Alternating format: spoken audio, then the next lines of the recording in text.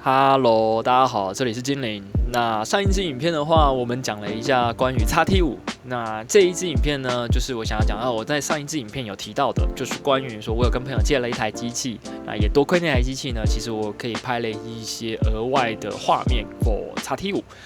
那作为这台机器我也是曾经这台机器的用户呢，我觉得我有资格可以来稍微讲一下关于这台机器，也就是像你标题看到的 Fuji 的 XS10。看过前面影片的朋友可能会觉得有点困惑，就是我之前一直都是提到 XT5 跟 D850，好像就没有特别提过 XS10。那原因其实也不复杂啦，就是第一，我觉得用同样都是4000万画素规格去对比全片幅跟 APS-C， 在基准上比较明确一点。如果我拿 XS10去对比 D850，我总感觉好像在拿入门款的纯电小车去对比以前的旗舰性能油车怪兽。虽然两者本质上都是车，但对应的级距跟产品定位完全不同，那放在一起比很难让大家一目了然。那另外一点就是单纯我忘了，因为我当初用 XS10 大概是8个月左右，那对比其他动辄大概用了2-3年的机器，有时候会真的不小心漏掉它。而在开始讲这台机器前，我想稍微离题聊一下我一个看待相机的观点，就是觉得好用跟适合用户这两件事本身是可以完全无关的，好用不等于适合。好用这件事其实是有明确客观的指标可以衡量，像是更强的防手震、更好的发色、更快的对焦速度，或者是更长的电池续航力。今天只要一台相机能在硬体规格上有一项以上的特点，能实质的帮助到你的拍摄过程，让你能更顺利拍到你想要的照片，那在客观上它就是一台好用的机器。它好用的程度越高，你用起来就会感觉越爽。当然会有人开始说，不是，你这条件等于没讲啊，现在科技这么进步，哪台相机没有基本配备？难道市场上每一台都是好相机？可是这一台的对焦很烂，那台的发色很丑你说的没错，我现在还真的就是这么想，因为在硬体科技术上，每一台相机都有一定它有个厉害的强项，这就衍生出我第二个重点，这台相机适不适合用户？这项条件就非常主观，非常看个人，同时也是大家最容易起争议的地方，因为每个人对适合的定义不一定清楚，也不一定了解自己大概需要多高规格的东西，但适合度往往是某些品牌能正面挑战传统摄影大厂的关键原因。举一个比较简单、最能了解自己适不适合的例子，我们可以丢给自己一些生活情境，看看自己是怎么做抉择。今天假如下雨，你愿不愿意带相机出门拍照？为什么可以？为什么不行？是什么原因让你愿意带出去？又是什么原因让你却不呢？那假如在餐厅拍家人呢？换成拍另外一半呢？在这些不同的场景里，你一定会一直去取舍某一些结果，或者是渴望得到某一些画面，而这些内心的小拉锯，其实就是让你更好去寻找相机相对适合自己的机会。拿我自己来说好了，我是一个自己下雨天会跑出去拍照的人，我其实很享受在雨中拍照的感觉，因为对我来说，有一些独特的氛围只有雨天才能拍得到，所以机身有没有防滴防尘这项硬体规格，对我来说就是一个非常加分的适合条件。很多朋友喜欢在网络上指出某些厂商的缺点，结果人家相机出来一样还是卖到断货，为什么呢？首先先扣除掉本身产量少这点，也是因为那台相机或许没有100分的强悍性能，但它有90分，刚好切中大众需求的特性。大家直觉就会觉得这台相机颜色好看，又可以简单操作啊，这么好用的相机，我比较容易拍出好看的照片，过程又比较开心，我当然要选它。但其实大众口中的那个好用，本质上表示的就是这台机器比其他台机器更适合用户本身而已。我以前也常陷入盲区，单纯只是用规格好不好用来去评断一台相机，后来发现这样来看相机产业，眼界实在是太小了。很多时候根本只是对方用得开心，你在那边列一大堆的缺点，反驳对方，想要指教对方有更好的选项，有可能只是你其实很在意这个数值，而且你很想要表达出你很专业而已。我自己就有用过那段时期。OK， 废话结束。所以我觉得各方面来说 ，XS10 是一台好用的机器。同时，假设你只要想要拍拍家人、拍拍跟朋友的互动，没有拍摄运动题材或者是大量在极端环境的拍摄，那么 XS10 可以适合大部分人作为日常拍摄跟入门机器的选择之一。第一个原因是它优异的握持感跟刚好的重量。大家会常说重量会影响带出门的意愿，这点我不否认。但我认为更被需要讨论的是手部握持所产生的疲劳感，甚至是当你因为相机太难拿，必须随时花心思抓紧它所产生的心理紧张感。之前在同仁场跟其他摄影同好聊天，那个时候我拿着 X-T5就随手问了大家一个假设，就是今天假如富士相机推出全片幅，你们会换吗？我原本以为大家因为只是可惜富士只有 APS-C 片幅而猛点头，结果出乎意料，大家宁愿继续拿原本的单眼。那深入一问，理由有很多，但握把深度这个理由确实有让我惊讶了一下。但细想以后也觉得蛮合理的。所以每当我跟朋友推荐或介绍 XS10 时，我总会特别提到它有非常深的握把。你的手可以非常轻松的把1/3的手掌给塞进去，同时只需要微微握拳，靠手指的出力就可以把相机抓得很稳，那种安心感能大大减少你拿相机时的提心吊胆。今天不管是谁，个人认为握把本身的设计会去强化机身重量很轻的优点，拿得更舒服也更省力，一定会是优点。第二个特色，底片模拟。OK， 这边又来到所有富士用户最喜闻乐见的环节了。这个底片模拟功能基本上已经成为富士相机最被津津乐道的功能之一。XS10 已经有普遍大家最喜欢的各种富士色调，而且还支援细部的数值微调。基本上你在 IG 上看到的那些什么 CC Classic Chrome、NC Classic 的 Negative， 在 XS10 上一个都没有少。对于很多刚接触摄影的朋友来说，照片的后期修图本身就是一个极高难度的劝退环节。不是每个人出国玩拍完照回到家的第一件事情就是把几百几千张的照片倒进电脑，一张一张的挑选，然后再打开修图软体去拉曲线调整肤色，甚至现在很多人家里根本就没有电脑，修个头啊！所以当相机已经内建一套好看且适用绝大多数场合的滤镜，那无疑会增加用户拍出好照片的机会，进而增加信心。我看过身边很多朋友在享受拍照的过程，很大一部分的情境是他们在咖啡厅里面一起探索相机的参数，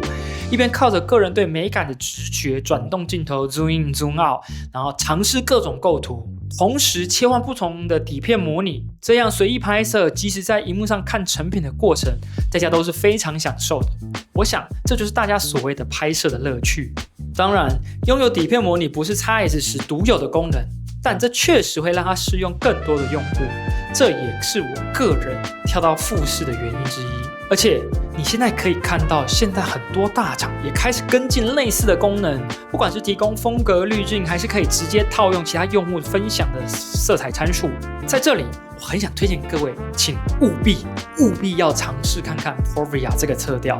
很多人一定会说，不是啊，这不就是第一次打开富士相机它预设的第一个颜色吗？没错，它是目前少数看起来最舒服、最能配合大部分拍摄情况，甚至在很多运动场合都能胜任的底片模拟。对比 CC 或 NC 这种拥有强烈风格的滤镜，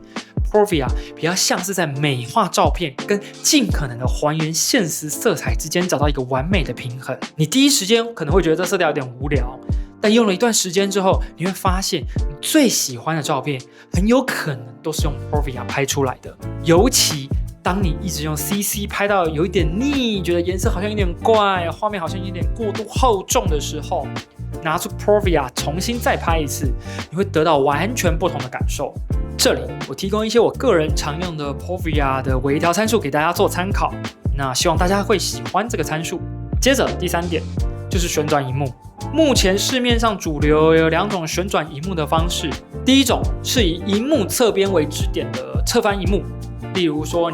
我们现在在讲的 XS10， 它就是这种。它的萤幕是可以进行较大幅度的旋转，甚至可以直接把萤幕翻到前面去。第二种则是萤幕可以直接向上掀、向下折，甚至在直拍的时候还能侧旁翻开的多项翻折萤幕。它是透过机械结构的位移来达到翻转的效果，说到底，这2种方式都很好用，不过前者更适合拿来拍 Vlog 影片，或者是跟朋友的合照自拍，而后者则更适合纯粹的拍摄照片。我自己觉得这跟每个人的拍摄习惯有关，有人习惯把相机和画面保持在自己的正前方，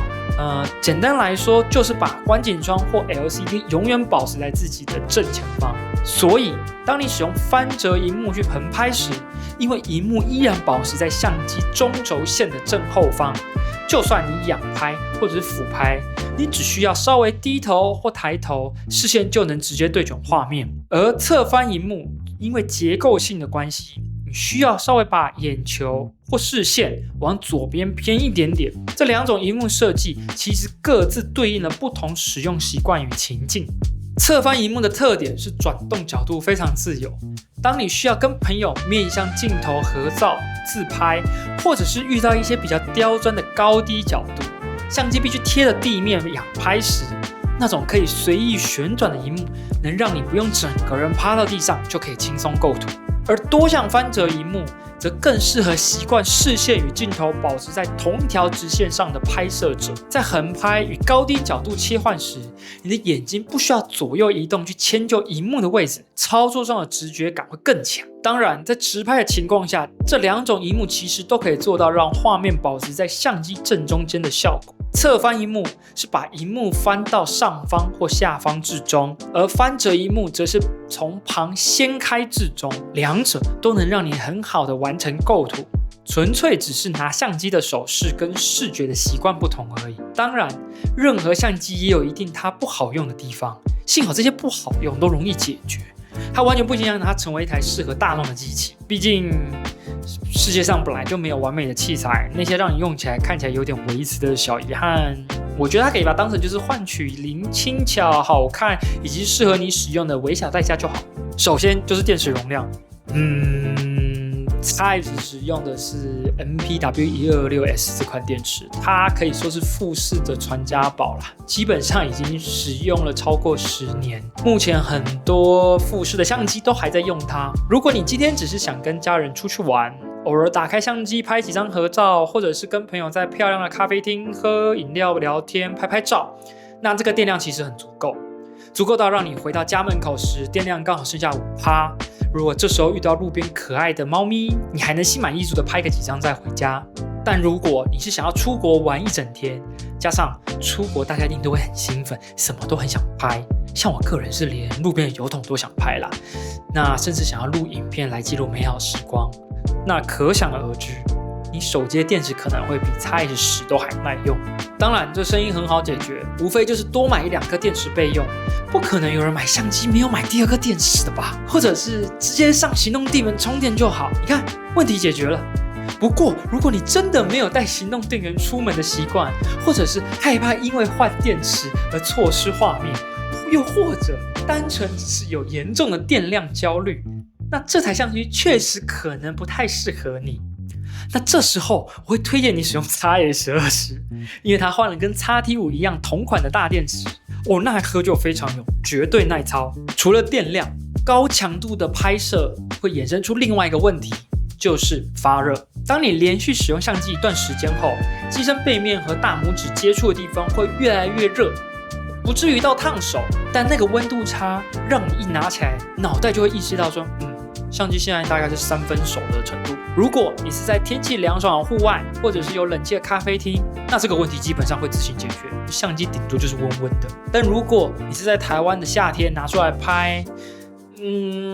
它确实会再烫一点，但也不至于把你的手烫熟啦。而且相机本身也有过热保护机制，温度太高它会跳出警示，这时候只要关机放凉就好，这完全取决于你的使用情境。如果你是一个常年在烈日下在户外拍摄的用户，那发热这点确实会是让你觉得它不好用也不适合你的地方。反之，如果你的生活范围比较偏向城市，偶尔周末出去踏青，去近郊走走逛逛，去的范围不会整天都没有冷气，或者环境恶劣到像去亚马逊探险，那这台机器高几率适合你。好，那以上就是我对 XS10的一些想法和意见。那这些东西的内容其实都很多是我在跟一些刚开始学习摄影的朋友，或者是单纯就是富家子弟的同好们一起在聊的时候，得出的结论或看法。我还是会跟我的富士好朋友们一起每天互相去探讨说，哇，富士的颜色怎么这么好看？那互相分享一下好看的照片。我们遇到电量的问题的时候，我们还是偶尔会凑一下，就是富士的垃圾电池，这个电量真的是有够垃圾，就是那个张数可能真的没办法那么多。